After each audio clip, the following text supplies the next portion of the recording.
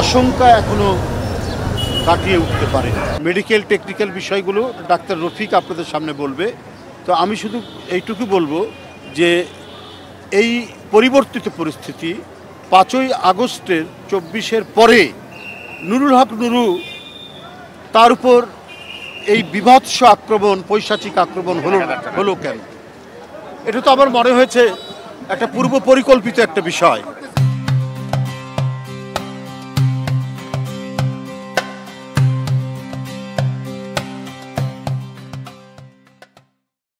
পূর্ব পরিকল্পিত একটি বিষয় যে তাকে টার্গেট করা হয়েছে আঘাত করার জন্য, এবং উদ্দেশ্য ছিল একেবারে মেরে ফেলার। ওকে যেভাবে যে সমস্ত জায়গায় আঘাত করেছে তার যদি ফ্র্যাকশন অফ মিলিমিটার ডানে বামে ওটা যদি আঘাতটা যদি যেত তাহলে অনিবার্য মৃত্যু ছাড়া আমরা আর তাকে জীবন্ত অবস্থায় পেতাম না। চিকিৎসকবৃন্দ ওখানে কর্তব্যরত যারা চিকিৎসক রয়েছেন তারা বলেছেন তার সংখ্যা এখনও কাটেনি, আরও বেশ কিছু ঘন্টা তাকে পর্যবেক্ষণের মধ্যে রাখতে হবে। এই রেখে তারপরে তারা দেখবে যে তাকে শিফট করা যায় কি না কেবিনে বা অন্য কোনো জায়গায়, সেটা তারা বিবেচনা করবে। আমি যতটুকু গুরুতর তার আঘাতগুলো দেখেছি বা যতটুকু জেনেছি, এবং এর আগে এত অসংখ্য আঘাত তাকে করা হয়েছে, 22 বার হামলা হয়েছে বগুড়া থেকে শুরু করে বিভিন্ন জেলায় যেখানে গেছে।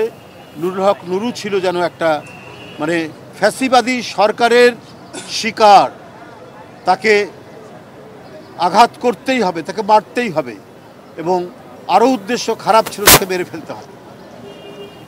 তো আমার এই যে ঘটনা, পরশুদিনের যে ঘটনা, সে তার একটি প্রতিবাদ জানাচ্ছিল, সেখানে কোনো সন্ত্রাসী সহিংস কোনো ঘটনা সেখানে ঘটেনি, কিন্তু তার উপরে এই যে আঘাতটা নির্মমভাবে, সেটা যারাই করুক তারা একটা বৃহৎ পরিকল্পনার অংশ বলে আমি মনে করি। আমরা এটা মনে করি না শান্তিপূর্ণ অবস্থায় সে যত বড়ই অপরাধী হোক তার উপর আক্রমণ করা। নুরুল হক নুরু এই ধরনের কোনো আক্রমণ বা এই ধরনের কোনো সহিংসতা করেনি। আর হ্যাঁ, তারপরে আর প্রতিবাদ করার গণতন্ত্রে তো তার স্বীকৃতি আছে, গণতন্ত্র সেটা তো অনুমোদন করে প্রতিবাদ করা। আর তাদের অফিসের কার্যালয়ে ঢুকে এইভাবে আক্রমণ করে রক্তাক্ত করা, এইটা আমি মনে করি উদ্দেশ্য প্রণোদিত গভীর চক্রান্তের অংশ। এবং 5ই আগস্টের পরাজিত শক্তিরাই আজকে নানাভাবে নানা কায়দায় তারা তাদের বিষ দাঁত বসানোর চেষ্টা করছে। জিএম কাদের সাহেবরা তারা জড়িত আছে কিনা আমি জানি না, বলতে পারবো না, কিন্তু তাদের পরবর্তীতে বিবৃতি এবং তাদের সেখানকার উপস্থিতি, তাদের কর্মকাণ্ড দেখে আমার শুধু এটাই মনে হয়েছে যে তারা আজকে বাংলাদেশে রাজনীতির কথা বলছে। এটাই তো সবচেয়ে অবাক করা কাণ্ড। যে লোক শেখ হাসিনার আমলে নির্বাচনের আগে ভারতে গিয়ে যখন সাংবাদিক আপনারাই, সে যখন বাংলাদেশে ফিরে আসে, আপনারা যখন জিজ্ঞেস করেছেন তখন বলেছে যে কিছু বলা যাবে, তাদের অনুমতি ছাড়া কিছু বলা যাবে না, নিশ্চয়ই আপনাদের মনে আছে। তো সেই লোক বাংলাদেশে রাজনীতি করে কি করে, রাজনীতির কথা বলে কি করে? এরা তো দেশে বিশ্বাস করে না, এবং এরা নির্বাচন করবে কি করবে না, কি কথা তাদের হয়েছে সেটা তাদের অনুমতি ছাড়াও বলতে রাজি নয়। এরা আবার গভীর পানির ভিতর থেকে মাথা তুলে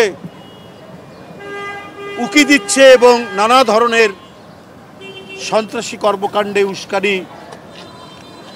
দিচ্ছে কিনা এটা নিয়ে জনগণ তো সন্দেহ করছেই। যাই হোক, জাতীয় পার্টি নিষিদ্ধের একটা দাবি উঠেছে, এটার সাথে আপনারা একমত কিনা? আমি এটা আমাদের দলীয় সিদ্ধান্ত, এ ব্যাপারে দল কি সিদ্ধান্ত নেবে সেটা আমরা পরে বলবো।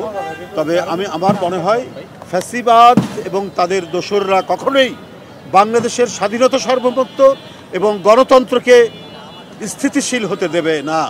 কারণ তাদের হাতে অনেক টাকা আছে এবং এখনও সেখানে টাকা যাচ্ছে, এবং যে টাকাগুলো পাচার হয়েছে সেটাও তো শেখ হাসিনার হাতে গিয়ে দিয়ে আসা হচ্ছে। ২৫০০ কোটি টাকা দেওয়া হয়েছে, আবার ২০০০ কোটি টাকা দেওয়া হবে। আমরা গণমাধ্যমে পেয়েছি, আমরা বানিয়ে বলছি না। তাহলে তারা তো বসে নেই, চক্রান্তের নানা জাল তারা রচনা করছে। যাই হোক, যারাই জড়িত হোক তাদেরকে নিরপেক্ষ তদন্তের মাধ্যমে শাস্তি দিতে হবে, এদের বিরুদ্ধে ব্যবস্থা গ্রহণ করতে হবে। আমি নুরুল হক নুরু, ডাকসুর সাবেক ভিপি, এক জনপ্রিয় ছাত্রনেতা ছিল, এখন রাজনৈতিক ব্যক্তিত্ব। আমি তার আশু সুস্থতা কামনা করছি। আল্লাহ যেন তাকে দ্রুত সুস্থ করুন, এবং তার উপর যে আঘাত, সেই আঘাতের আমি দাবি করছি আপনাদের সামনে, উন্নত চিকিৎসার জন্য প্রয়োজনে তাকে দেশের বাইরে নিয়ে চিকিৎসা করানো হোক।